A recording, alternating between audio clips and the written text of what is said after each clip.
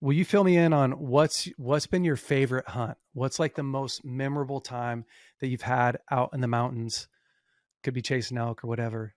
I'd love to hear that story. Oh man, they're all memorable, and every elk I've killed, and there's a lot of them. I could tell you every little single detail about that.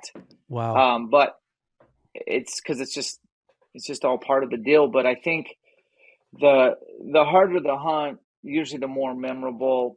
I got an elk tag in 2011 in a pretty hard to draw, very limited tag area.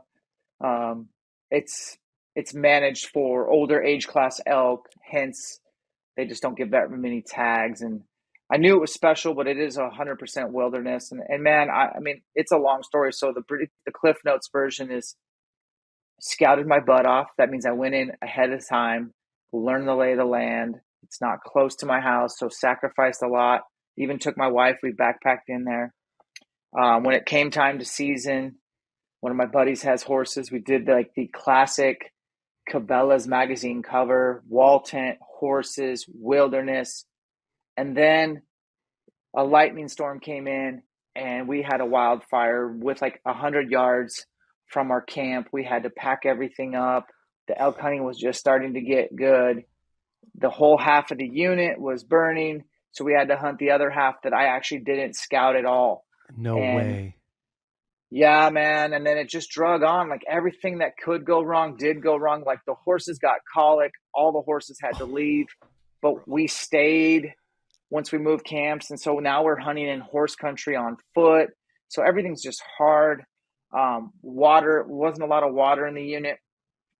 Finally killed a bull on like day, man, like 12 of a 10-day hunt. Like we were in extra innings. And my dad was with me.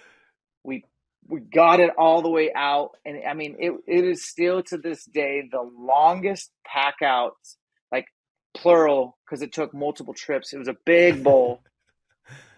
My dad lost like 16 or 17 pounds, like you were just talking about. Like he lost 16 or 17 pounds. I can't remember what, but he was under 200 pounds, which is hard to believe for his size of a man Yeah. to break 200. I weighed nothing.